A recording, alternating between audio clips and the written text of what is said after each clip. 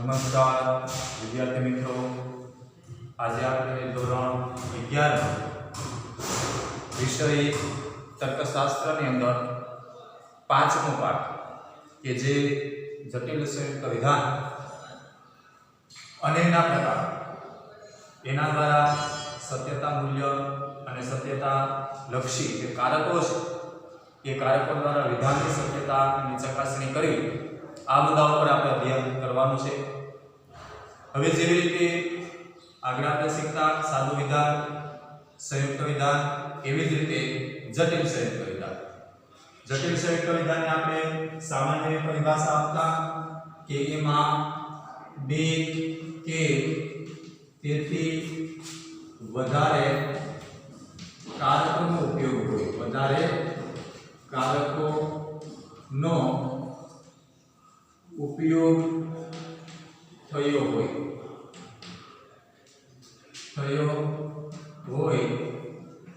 તેવા વિધાનને જટિલ સંયુક્ત વિધાન, જટિલ संयुक्त विधान कहे छे, विधान कहे छे के जेनी अंदर ओछामां ओछा बे कारक वपरायेला होय अने बे कारक ए सादा विधानोने जोड़वा माटे वपराय छे अने सादा विधानो में एक कारक होय त्यारे संयुक्त विधान बने अने एमां बीजुं एक कोईपण सादुं विधान उमेराय एटले प्लस पाछो एक कारक एमां उमेराई जाय छे। एटले बे ओछामां ओछा कारक होवा जोईए। एटले बे कारक बे के तेथी वधारे होई छे, ओछामां ओछा बे, एनाथी वधारे पण कारक होय तो ए जटिल संयुक्त विधान होय छे। हवे आ जटिल संयुक्त विधानना 5 प्रकार छे। ये 5 से 5 प्रकार ये जे कारक है एना प्रकार है। क्या एना प्रकार है? 5 प्रकार है जटिल संयुक्त विधान ना। कितना प्रकार? तो के 5 प्रकार जटिल संयुक्त विधान ना 5 प्रकार। एमा कया? तो के जटिल निषेधात्मक विधान, निषेधात्मक विधान, बीजू जटिल सामुच्चयिक विधान, सामुच्चयिक विधान, त्रीजू जटिल वैकल्पिक विधान, वैकल्पिक विधान, चौथु जटिल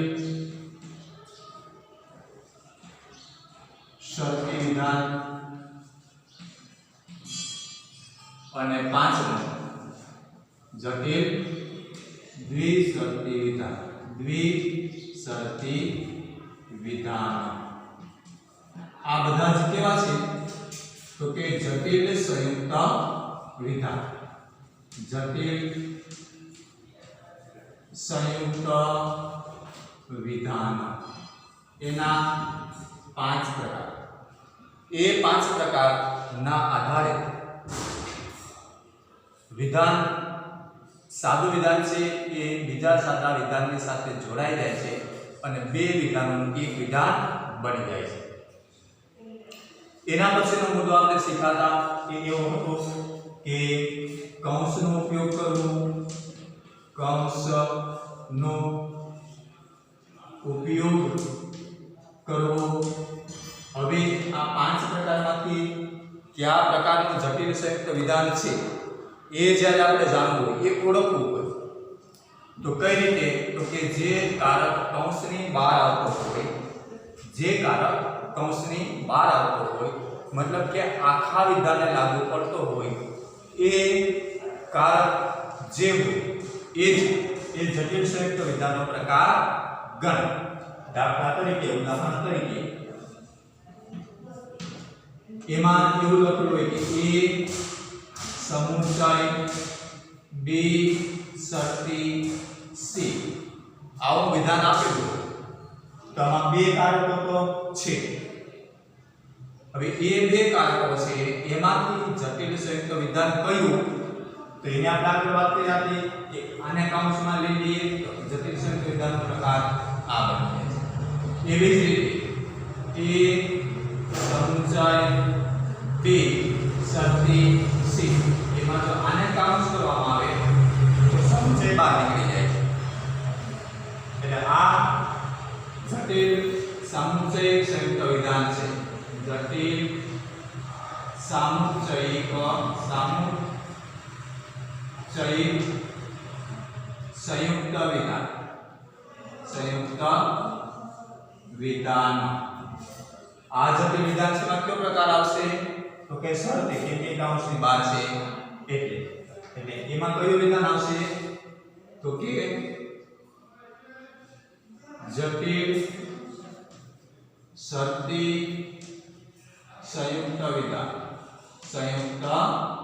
વિધાન આ શરતી બહાર છે એટલે એનો પ્રકાર કે જટિલ શરતી સંયુક્તમાં આવશે. જટિલ સંયુક્ત વિધાન કરું પણ પ્રકાર કયો તો કે શરત. આ જટિલ સંયુક્ત વિધાન કરું પણ એનો પ્રકાર કયો તો કે સમુચય. એવી રીતે પાંચે પાંચ કારકોમાં જે કારક આખા વિધાનને લાગુ પડતો માની લો કે આ કારક છે સમુચય તો એ આખા વિધાનને લાગુ પડે છે. આમાં દ્વિશરતી છે એ આખા વિધાનને લાગુ પડે છે. એટલે સમુચય છે પણ આખા વિધાનને લાગુ પડતો નથી એ અને b ને લાગુ પડે છે. આમાં શરતી છે એ કારક છે પણ b અને c ને લાગુ પડે છે એને લાગુ પડતું નથી. જ્યારે સમુચય છે એ આખા કૌંસને પણ લાગુ પડે છે અને એ વિધાન છે એને પણ લાગુ પડે છે. જ્યારે શરતી છે એ આખા વિધાનને પણ લાગુ પડે છે અને c સાદું વિધાન છે એને પણ લાગુ પડે છે. એટલા માટે કૌંસની બહાર મતલબ કે આખા વિધાનને લાગુ પડતો હોય એવો કારક એ કારક પ્રમુખ કારક તરીકે પણ ઓળખાય છે અથવા તો સર્વોપરી કારક તરીકે પણ ઓળખાય છે. એનું નામ આપણે આગળ જોયું તે સર્વોપરી કારક. આને સર્વોપરી કારક પણ કહેવામાં આવે છે. બીજી ઓળખ તરીકે મુખ્ય કારક પણ કહેવામાં આવે છે. હવે આ થઈ જટિલ સંયુક્ત વિધાનના પ્રકારોની વાત અને એ પ્રકારો દ્વારા એ ની ઓળખ આપેલું વિધાન એ કયા જટિલ સંયુક્ત વિધાનનો પ્રકાર છે એ આપણે સરળ રીતે જાણી શકીએ છીએ અને ઓળખી શકીએ છીએ. હવે પરીક્ષામાં ગયા તાસમાં પણ તમને કીધું હતું કે જો એવું પૂછાય કે ભાઈ આપેલા જટિલ સંયુક્ત વિધાનનો પ્રકાર ઓળખાવો તો એની સામે કારક આપેલા હશે, વિધાન આપેલું હશે અને કૌંસબદ્ધ એ વિધાન કરેલું હશે. બીજો પ્રશ્ન એવી રીતે પૂછાય કે વિધાન આપેલું હશે એમાં કૌંસ કરેલા હશે નહીં. એની સામે શાબ્દિક રીતે એવું લખેલું હશે કે આપેલું વિધાન છે એ સામુચયિક જટિલ સંયુક્ત વિધાન બને એ રીતે કૌંસ બનાવો. તો આપણે સમજવાનું કે જો સમુચયિક વિધાન બનાવવાનું કીધું હોય તો સમુચયના કારકને કૌંસની બહાર રાખવાનું, બાકીના કારકોને કૌંસબદ્ધ કરી દેવાનું. એવી જ રીતે એમ કીધું હોય કે આપેલા વિધાનને દ્વિશરતી જટિલ સંયુક્ત વિધાન બને એ રીતે કૌંસબદ્ધ કરો. તો દ્વિશરતીનું જે કારક છે એને કૌંસની બહાર રાખવાનું, બાકીના જે વિધાન છે એના કારકો છે અને એના વિધાનો છે એને કૌંસબદ્ધ કરી દેવાનું. હવે એમાં જો કોઈ સાદું વિધાન આવી તો એને કૌંસબદ્ધ કરવાની કાંઈ જરૂર રહેતી નથી, પણ એ કારક હોય તો એને કૌંસબદ્ધ આપણે કરવા પડે. એટલે એ આપણે યાદ રાખશું. આ પ્રશ્ન બે રીતે પૂછાય છે. કૌંસબદ્ધ કરવા માટે વિધાન આપેલું હશે, કૌંસ આપણે કરવાના છે, એની સામે સૂચના આપેલી હશે કે ભાઈ વૈકલ્પિક જટિલ સંયુક્ત વિધાન બને એ રીતે કૌંસબદ્ધ કરો. કૌંસબદ્ધ વિધાનો પણ આપેલા હશે, એને આપણે ઓળખવાના કે ભાઈ આપેલું વિધાન છે એ જટિલ સંયુક્ત વિધાનના કયા પ્રકારમાં આવે છે. તો આપણે જોવાનું કે એમાં કૌંસની બહાર કયો કારક છે. જે કૌંસની બહાર હોય આમાં સમુચય છે, આમાં શરતી છે, તો કૌંસની બહાર હોય એ વિધાનનો પ્રકાર ગણાય છે. એકદમ સરળ વસ્તુ છે. આ બે વસ્તુ એક ને એક છે પણ બે રીતે આપણને પૂછી શકે છે। હવે એના પછીના આ કૌંસવાળા જે વિધાનો છે એ કૌંસવાળા વિધાનોથી આપણે એ વિધાનોની આકૃતિઓ દ્વારા એનું શિક્ષણ લેવાનું છે। આકૃતિ દ્વારા વિધાન સત્ય છે કે અસત્ય એ પણ આપણે જાણી શકીએ છીએ। જો આપણે જાણીએ છીએ કે કોઈ પણ સંયુક્ત વિધાનનું સત્યતા મૂલ્ય એ વિધાનોના ઘટકરૂપ સાદા વિધાનોમાં સત્યતા મૂલ્ય પર આધાર રાખે છે। તેથી એ સ્પષ્ટ થાય છે કે જો સંયુક્ત વિધાનના ઘટકરૂપ સાદા વિધાનોના સત્યતા મૂલ્યો આપેલા હોય તો તેના આધારે સંયુક્ત વિધાનો સમુચ્ચય વિકલ્પન વગેરેના સત્યતા મૂલ્યને લગતા નિયમો કે કોષ્ટકની મદદથી કોઈ પણ જટિલ સંયુક્ત વિધાનનું સત્યતા મૂલ્ય સરળતાથી નક્કી કરી શકાય છે। તો આપેલા જે વિધાનો જે છે એ વિધાનો સાદા હશે, કારકો જોડી અને એને સંયુક્ત અને જટિલ સંયુક્ત વિધાનો બનાવેલા હશે। હવે કોઈ પણ સત્યતા પરિલક્ષી કારકને આખું વિધાન સાચું છે કે ખોટું છે એ જાણવા માટે એનું ઘટકરૂપ વિધાન જે છે કેવું વિધાન તો કે ઘટકરૂપ વિધાનની સત્યતાની ચકાસણી કરવી આની ઉપર જ અવલંબે છે। ઘટકરૂપ વિધાન ઉપર જે જટિલ સંયુક્ત વિધાન છે એના ઘટકરૂપ વિધાન ઉપર એ આધાર રાખે છે, અવલંબતું હોય છે। હવે એના આધારે આપણે આકૃતિ દ્વારા આખા જટિલ સંયુક્ત વિધાનના સત્યતા ફલનને જાણવાનું છે। બરાબર ધ્યાન આપજો। એકદમ સરળ આકૃતિ છે અને એ આકૃતિ દ્વારા આપણે સ્પષ્ટ રીતે સમજી શકીએ કે આ વિધાન એ સત્ય છે કે અસત્ય છે। જો એમાં આકૃતિ દોરેલી સત્યતા મૂલ્ય નિશ્ચિત કરવાની પદ્ધતિ છે સાદા વિધાનો ના આપેલા સત્યતા મૂલ્યને આધારે એ વિધાનોમાંથી બનેલા જટિલ સંયુક્ત વિધાનનું સત્યતા મૂલ્ય નક્કી કરવા માટે સત્યતા મૂલ્યની આકૃતિઓ દોરવામાં આવે છે। સાદા વિધાન એટલે કે ઘટકરૂપ વિધાનના સત્યતા મૂલ્યના આધારે સંયુક્ત વિધાન એ સત્ય છે કે અસત્ય, સાચું છે કે ખોટું છે એ જાણવા માટે આકૃતિનો ઉપયોગ કરવામાં આવે છે। જો એમાં આપણે આકૃતિ દ્વારા એ જટિલ સંયુક્ત વિધાનના પ્રકારને આપણે સમજવાનો પ્રયત્ન કરીએ કે જટિલ સંયુક્ત વિધાન છે એ ઘટકરૂપ વિધાનના આધારે કઈ રીતે સત્યતા ફલન નક્કી કરી શકે। જો એમાં એ અને બે વિધાનો સત્ય છે, દાખલા તરીકે ઉદાહરણ એવું આપેલું છે કે ભાઈ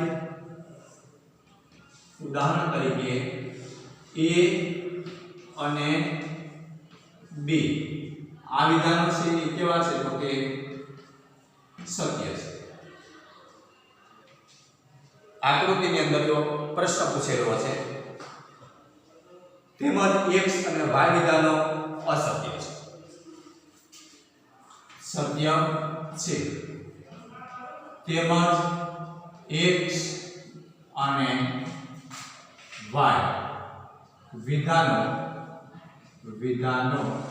અસત્ય છે।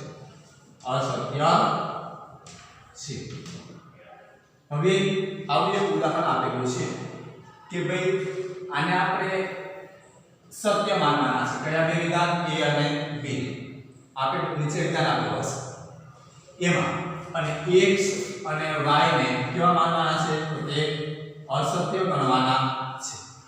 એના આધારે એવું વિધાન આપેલું છે કે કૌંસમાં મોટા કૌંસમાં a સમુચ્ચય b કૌંસમાં a સમુચ્ચય b આવું વિધાન આપેલું હશે। હવે એના આધારે શરતી a હવે આ નાનો કૌંસ છે આ મોટો કૌંસ છે એના પછી સમુચ્ચય આપેલું છે એના પછી x વિકલ્પન y કૌંસમાં x વિકલ્પન y વિકલ્પન એ કાં તો અથવાના બદલામાં વપરાતો કારક છે. હવે આના આધારે આપણે એ નક્કી કરવાનું છે કે આપેલું આખું વિધાન એ સત્ય છે કે અસત્ય છે. હવે આટલી માહિતી આપણી પાસે છે. આ માહિતીના આધારે આપણે આ વિધાનની સત્યતાની ચકાસણી કરવાની છે. જોઈએ ને હવે આમાં આકૃતિ આપણે એવી રીતે દોરવાની છે કે જેથી કરીને આપેલા સાદા વિધાનો સત્ય અસત્ય એ પ્રશ્નમાં આપેલું હશે કે કયા વિધાનોને આપણે સત્ય કરવાના છે અને કયા વિધાનોને અસત્ય કરવાના છે. A અને B આ કેવા છે તો કે સત્ય. હવે આપણે સત્ય માટે શું મૂકીએ છીએ તો કે T મૂકીએ છીએ. સત્ય માટે T અને અસત્ય માટે અસત્ય એના માટે શું મૂકીએ છીએ તો કે A મૂકીએ છીએ. એટલે A અને B એ કેવા છે તો કે સત્ય છે. હવે આખા વિધાનને જો આ વિધાન પ્રશ્ન આપેલો હશે. આ આખો પ્રશ્ન છે. પ્રશ્ન આપેલો હશે. આના આધારે આ વિધાન સાચું કે ખોટું તે કે એમ એનો જવાબ આપણે દેવાનો. જો હવે એની આકૃતિમાં બરાબર ધ્યાન આપજો. આપણે લખવાનું A સમુચય B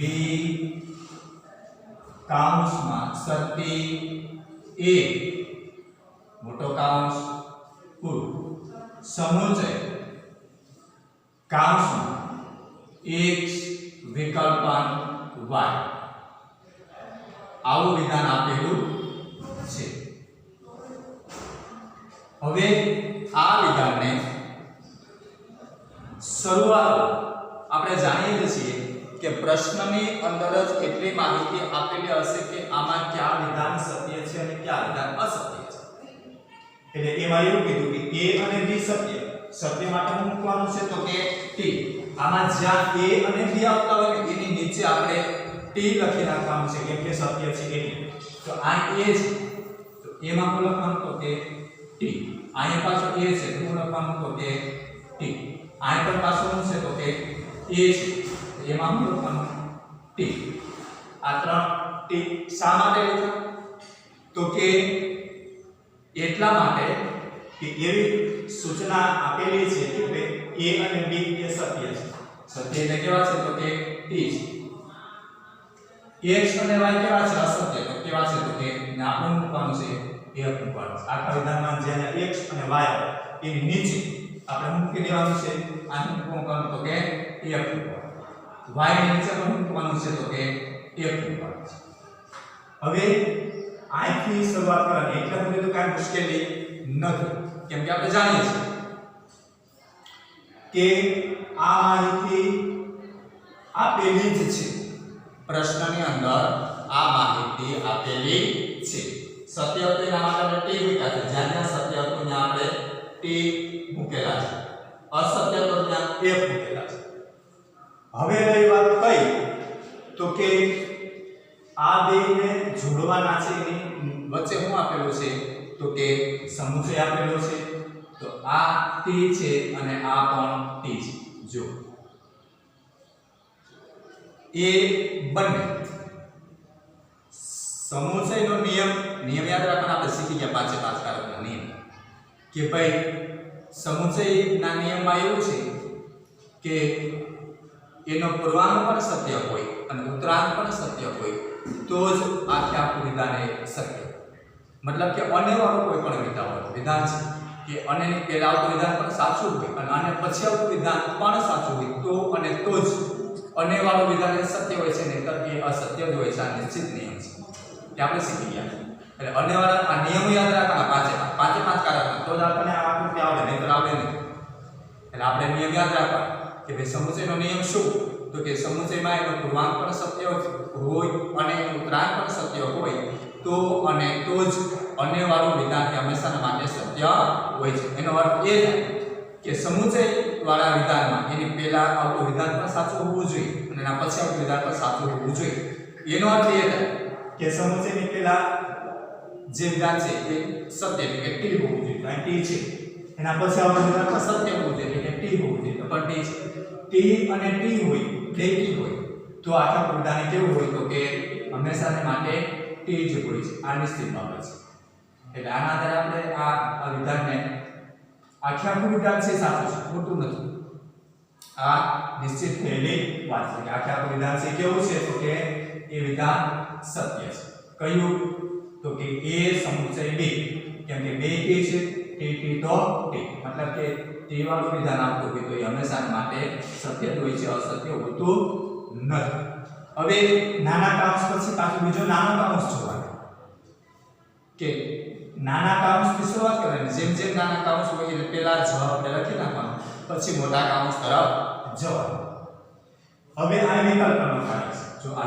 વિકલ્પનો નિયમ શું છે ભાઈ તો કે f તો f બાકી બધા માટે મતલબ કે વિકલ્પન અથવા વાળા વિધાનમાં કાં તો આવે છે એનું પૂર્ણાંક પણ અસત્ય હોય અને ઉત્તરાંક પણ અસત્ય હોય બે અસત્ય હોય તો અને તો જ વિકલ્પન વાળું વિધાન હંમેશા માટે અસત્ય હોય છે નહીંતર સત્ય હોય છે શા માટે તો સીધી વાત છે કોઈ પણ એક વિકલ્પ સાચો હોય તો એ વિધાન સાચું હોવાનું કેમ કે એ વિકલ્પન કહેવાય છે એને વૈકલ્પિક વિધાનો કહેવાય છે વિકલ્પન એટલે એકાદ વિકલ્પ સાચો હોય તો એ જવાબ સાચો છે પણ બેમાંથી એક પણ વિકલ્પ એના સાચા નથી તો એ વિધાન ખોટું હોય છે એ સાચું કેમ કે બે જવાબ જ ખોટા છે વિકલ્પ જ બે ખોટા છે તો એ વિધાન ક્યારેય સાચું હોઈ શકતું નથી એટલે વિકલ્પને પહેલા આવતું વિધાન પણ એ ખોટું એટલે કે એમ એના પછી આવતું વિધાન પણ ખોટું એટલે કે એમ એટલે તો એમ બે વિધાનો એમ આવતા હોય તો અને તો જ એ વિધાન અસત્ય મતલબ કે એમ આવે છે બેમાંથી એક પણ જો ટી હોય એક પણ ટી હોય તો આ વિધાન એ સત્ય ગણાય તો આ આપણે જોવા વિકલ્પની પહેલા x છે x માં એ કીધું છે કે અસત્ય છે x પછી y છે y પર સૂચના આપેલી છે એ પણ અસત્ય છે f છે f એટલે બે માં એક આવશે બે માં એક છે તો આ પણ એક છે અને આ પણ એક છે તો એક અને એક આવતા હોય તો વિકલ્પન વાળું વિધાન હંમેશાના માટે ખોટું હોય છે એનો જવાબ મળશે અસત્ય એટલે કે આ વિધાન એ અસત્ય છે ખોટું છે આ સુધી આપણે જવાબ આનો મળી જાય છે હવે પછી આના આગળના કૌંસમાં તો કે જ્યાં એ છે આ કૌંસ બધું છે એટલે લેવાનું છે છેલ્લે આખા વિધાનને જોડતો સમજે વાળું એ છે હવે આ શરતીવાળું વિધાન છે હવે શરતીવાળા વિધાનની અંદર જો એની અંદર આપેલી માહિતી એવી છે કે આ t આપેલું છે જોજો બરાબર જણાવો તો આ t છે અને આ પણ t છે વચ્ચે હું વિધાન છે તો કે શરતી હવે શરતીનો નિયમ શું છે તો કે t એક તો f t એક તો f મતલબ કે પહેલું વિધાન સત્ય અને બીજું અસત્ય તો અને તો જ શરતીવાળું વિધાન એ અસત્ય હોય છે નહીંતર એ હંમેશા માટે સત્ય રહે છે અસત્યમાં એક જ આવશે શરતીવાળા વિધાનમાં કયું તો કે પહેલું પૂર્વાંક શરતી એટલે કે જો અને તો વાળા વિધાનમાં પહેલું વિધાન એ સત્ય હોય અને બીજું વિધાન એ અસત્ય હોય તો અને તો જ જો અને તો વાળું વિધાન હંમેશા માટે અસત્ય હોય છે ખોટું હોય છે નહીંતર હંમેશા માટે એ સત્ય હોય છે એટલે t અને f તો f બાકી બધામાં t અને f તો અને તો જ f પહેલું સત્ય અને બીજું અસત્ય તો અને તો જ એ ખોટું નહીંતર સાચું તો આપણે જોવાનું t અને f તો એ જ એક આધાર માત્ર આપણી પાસે રહે છે કે t અને આ પણ t છે આ પણ t છે એનો જવાબ છે t અને t હોય તો જ t અને f હોય તો જ f t અને f તો અને તો f નહીંતર બધામાં t આ પણ t અને આ પણ t તો આ વિધાન હંમેશા માટે સાચું હોય છે મતલબ કે t હોય છે કેમ કે આ પણ t છે મતલબ કે આ વિધાન એના પૂર્વાંકમાં સત્ય છે અને ઉત્તરાંક પણ સત્ય છે આ એનો પૂર્વાંક છે સત્ય વિધાનનો આ છે પૂર્વાંક છે આ છે ઉત્તરાંક છે પૂર્વાંક પણ સત્ય છે ઉત્તરાંક પણ સત્ય છે બે સત્ય છે એટલે હંમેશા માટે એ સત્ય છે જો આ પૂર્વાંકનું સત્ય અને ઉત્તરાંક અસત્ય હોય તો અહીં f આવે એના નિયમ પણ એવું નથી આ તો બંને t છે એટલે એ વિધાન હંમેશા માટે t છે હોય છે હવે રહી જાય છે કયો કારક તો કે સર્વોપરી કારક આખા વિધાન આના માટે પૂર્વાંક કયું તો કે આખો મોટો કામનો છે એ સમસ્યા માટે પૂર્વાંક હોય આ નાનો કામનો છે ઉત્તરાંક હોય કોના માટે આ સમસ્યાના કારક એટલે સર્વોપરી કારક છે આખા વિધાનને આ લાગુ પડે છે આમાં કોઈ ખાલી એક વિધાન એના માટે પૂર્વાંક નથી આખો કાઉન્સ એ પૂર્વાંક આખો કાઉન્સ એના માટે ઉત્તરાંક એટલે આ સમસ્યા માટે આ અને પહેલાનું વિધાન અને પછી હવે એ જ નિયમ પાછો આપણે સમસ્યાનો લાગુ પાડવાનો છે કે આની અંદર શું માહિતી આપેલી છે તો કે આ પણ t છે અને આ f છે સમુચયનો નિયમ શું છે કે t અને t તો જ t બરાબર યાદ રાખો પાંચે પાંચ નિયમ યાદ રાખો અન્ય વાળા વિધાનમાં એનો પૂર્વાંક પણ સત્ય અને ઉત્તરાંક પણ સત્ય તો અને તો જ તે સત્ય હોય છે નહીંતર સત્ય હોતું નથી અને એટલામાં t અને t હોય તો અને તો જ તે સત્ય હોય છે નહીંતર એ સત્ય હોતું નથી એટલે આ તો t અને f છે જોવાનો આપણે પૂર્વાંક છે આખા પૂર્વાંકનો જવાબ આવે છે આખા વિધાનનો જવાબ આવ્યો કેવું આવ્યું કે t આખા કાઉન્સનો જવાબ આવ્યો એ કેવું આવ્યું તો કે f એટલે t અને f છે તો સમુચય વાળો વિધાન કેવો આવશે તો કે f આવશે એ સત્ય હોઈ શકતું નથી એટલે આ વિધાન એ અસત્ય છે કારણ કે t અને t હોય તો અને તો જ તે સત્ય ગણાય છે નહીંતર સત્ય ગણાતું નથી એટલે આ વિધાન એ હંમેશા માટે અસત્ય છે સત્ય હોતું નથી હવે આના આધારે આપણે એવું લખી શકીએ કે ભાઈ ઉપરયુક્ત સામુચયિક જટિલ સંયુક્ત વિધાન સામુચયિક જટિલ સંયુક્ત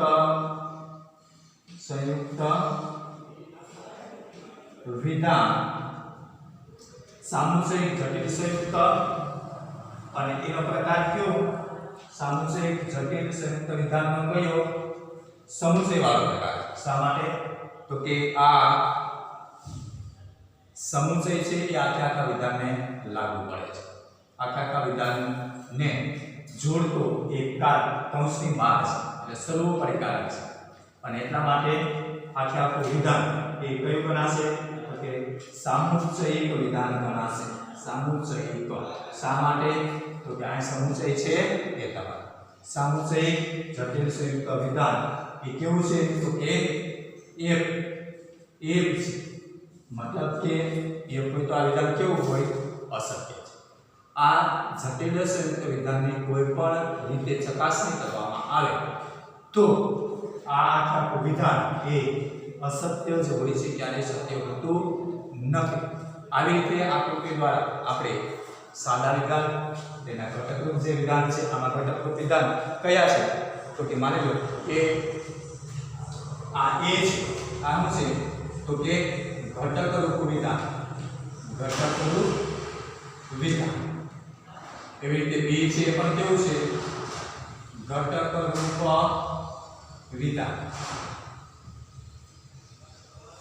x છે પણ કેવું છે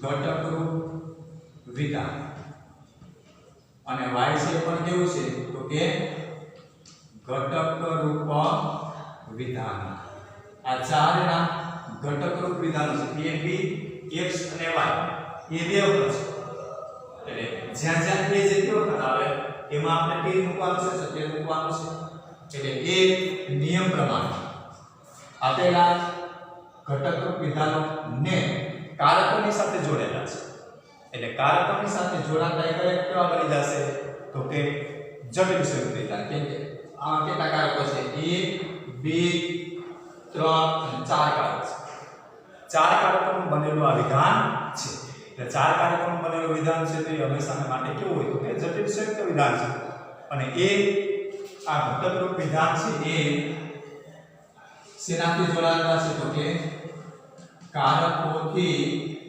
જોડાયેલા હોવાથી કારકોથી જોડાયેલા છે અને તેથી ક્યાંથી કે તો કે જટિલ સંયુક્ત જટિલ સંયુક્ત વિધાન।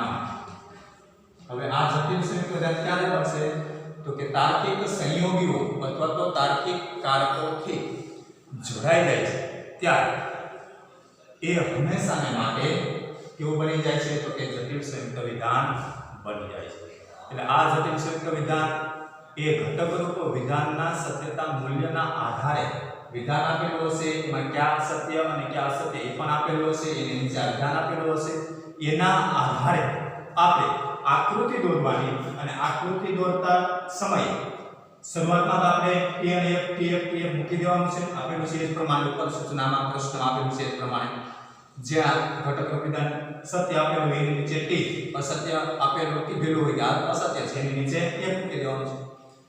પછી બીજું સ્ટેપ જ્યારે આ એક વખત મુકાઈ ગયા પછી આ મુકાઈ ગયા પછી એમાં કારકના નિયમ લાગુ પાડો।